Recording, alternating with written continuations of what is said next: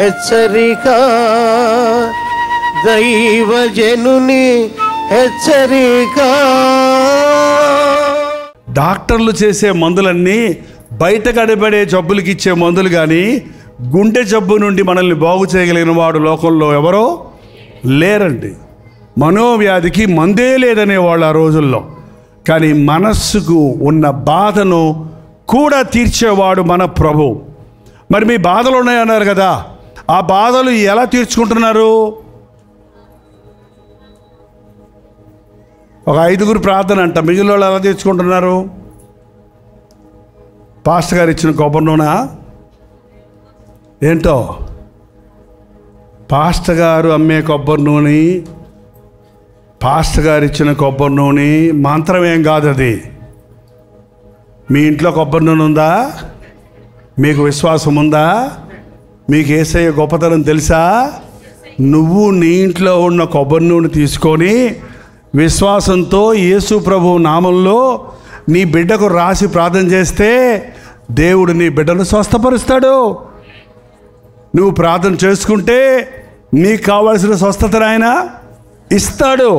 ఎందుకంటే యేసయ్య నామములో మనకు స్వస్థత ఉంది, యేసుక్రీస్తు రక్తములో మనకు స్వస్థత ఉంది. ఆయన పొందిన దెబ్బల వలన మనకు స్వస్థత కలుగుతుంది. రోజు పాస్టర్ గారు పక్క నుండి మీకోసం ప్రార్థన చేయలేరు, కానీ రోజు నీతోనే ఉన్న ప్రభు నిన్ను ఎప్పటికప్పుడు బాగు చేస్తాడు. ఒక్కటి నేర్చుకోండి, మనుషులు నమ్ముకునే కంటే యెహోవాను ఆశ్రయించడం మేలు. మనుషులకు చెప్పుకోవటం కంటే నీ ప్రభువుకు చెప్పుకోవటం ఎంతో ఉత్తమమైందండి. మనుషులు వాయిదాలు వేస్తారేమో కానీ దేవుడు మనకు వెంటనే జవాబిస్తాడు. కొన్నిసార్లు ఆయన ఎస్ అంటాడు, కొన్నిసార్లు ఆయన నో అంటాడు, కొన్నిసార్లు వెయిట్ అంటాడు. మీ ప్రార్థనలు అన్నిటికీ జవాబులు వస్తాయా? చెప్పేయండి, పర్వాలేదు. మీరు సమాధానం చెప్పకపోతే దగ్గరకు వస్తాను. అన్నిటికీ జవాబులు వస్తాయా? ఎందుకు వినడు కొన్ని దేవుడు? చెప్పండి, మీ ప్రార్థనలు అన్నిటికీ జవాబులు వస్తాయా? ఎందుకని రావు? దేవుడి దగ్గర అయిపోయినాయి ఆ డబ్బులు. ఇప్పుడు చాలామందికి ఇచ్చేసాను స్వస్థత, నేను ఓపిక లేదు. పాస్టర్ గారు కొంతమంది ప్రార్థన చేయమంటే 10 మంది చేసి ఇంక నాకు ఓపిక లేదు, నేను పోతున్నా, ఆనందం లేదని వెళ్ళిపోయినట్టు యేసుప్రభు ఏమైనా ఆకలిస్తుందా? యేసుప్రభు గారు నిద్ర వచ్చిందా? యేసుప్రభుకి ఏమైనా అలసిపోయాడా? మరి ఎందుకు జవాబు ఇవ్వడం? నువ్వంటే ఇష్టం లేదా? వాళ్ళంటే ఇష్టం, నువ్వంటే ఇష్టం లేదా? ఏంటో, ఎప్పుడు యేసయ్య మిమ్మల్ని ప్రేమిస్తున్నాడు అన్నది గుర్తుపెట్టుకోండి. ఎప్పుడు యేసు నామంలో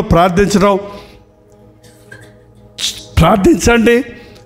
పక్క వాళ్ళను చూసి పోల్చుకొని ఎప్పుడు కృంగిపోవద్దు. వాళ్ళు నీకంటే బాగుంటే ఆనందించు, వాళ్ళు నీకంటే పరితాపమైన పరిస్థితుల్లో ఉంటే వాళ్ళ కొరకు నువ్వు ప్రార్థించు. హల్లెలూయా. యేసయ్య బిడ్డలు లోకములో ఉన్న వారి కంటే వ్యత్యాసంగా ఉంటారు.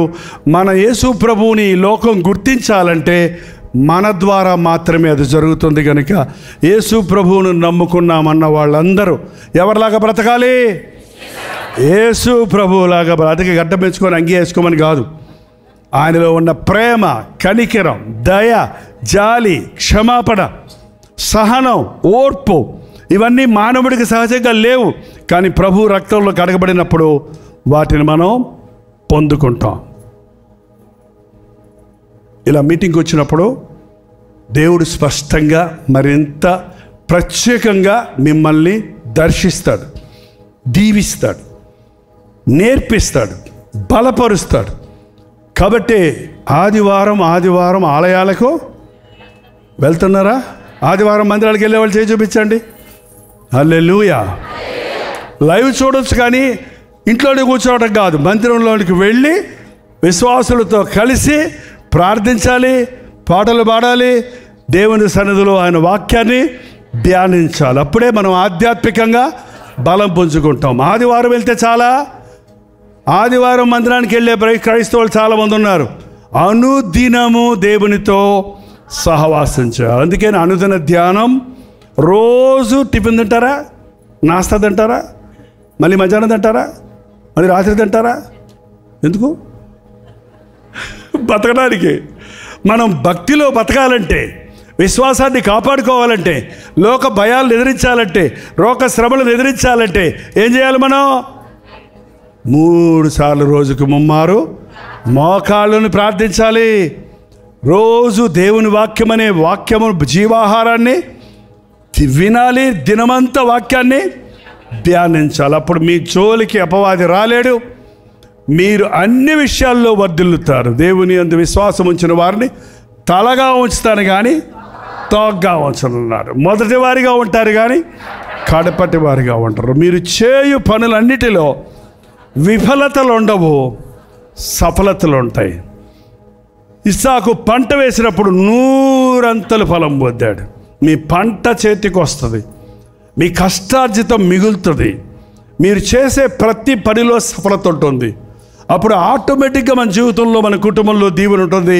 మన దీవెనలు ఇతరులు చూచినప్పుడు నీ దేవుడు గొప్పవాడు, నీ దేవుడు నాకు కూడా కావాలని మన దగ్గరకు మన నోటితో చెప్తే వినరేమో కానీ నువ్వు ఆశీర్వదించబడుతున్నప్పుడు, నువ్వు విడిపించబడుతున్నప్పుడు నీ చుట్టూ వచ్చి నీ దేవుడు నాకు కావాలని అడుగుతారు. అటువంటి సాక్ష్యమును మనందరము కలిగి ఉందుము గాక. ప్రార్థన.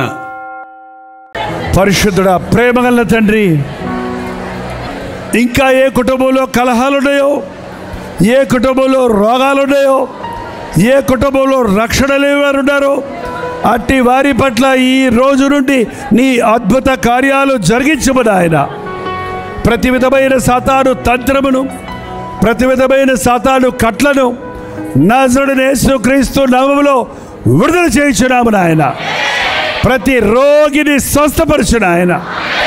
ప్రతి మానసిక వేదనలో ఉన్నవారిని విడుదల చేయము తండ్రి. నీ దూతలు కావలి ఉండని అయ్యా, నీ దేవదూతలు మా ఇంటి మీద ఉండని అయ్యా. మా బిడ్డలందరూ రక్షించబడాలయ్యా. నా బిడ్డలు నీ దేవుని రాజ్యంలో గొప్పవారికి ఉండాలయ్యా.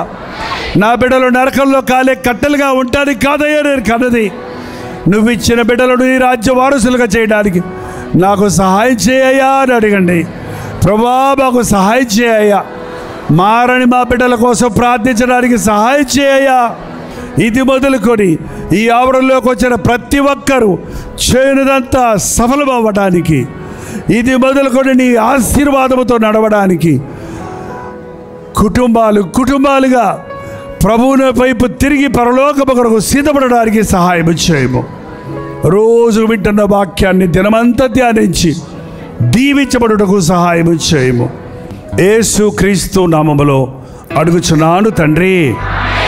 మన తండ్రి అయిన దేవుని యొక్క ప్రేమయు, కుమారుడైన క్రీస్తు యొక్క కృపయు, ఆదరణకర్త అయిన పరిశుద్ధాత్మ యొక్క సహవాసమును కూడి వచ్చిన మనందరికీ ఇప్పుడును సదాకాలమును తోడై ఉండును గాక.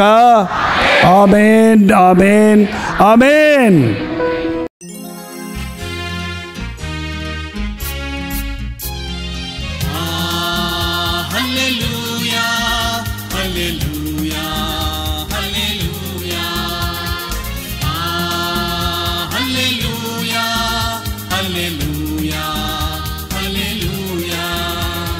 కలువరి ప్రేమే మధురం, కలువరి ప్రేమే మధురం, కలువరి ప్రేమే మధురం, కలువరి ప్రేమే మధురం. హల్లెలూయా, హల్లెలూయా, హల్లెలూయా, హల్లెలూయా, హల్లెలూయా, హల్లెలూయా.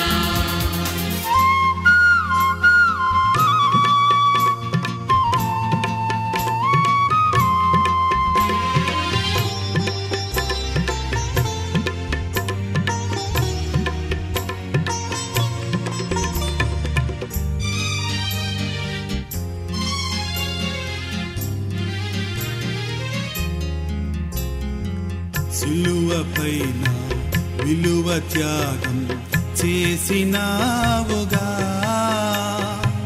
పాపినైనా నా కొరకు చిందించినావుగా, రుధిరం చిందించినావుగా. కలువరి ప్రేమే మధురం, కలువరి ప్రేమే మధురం.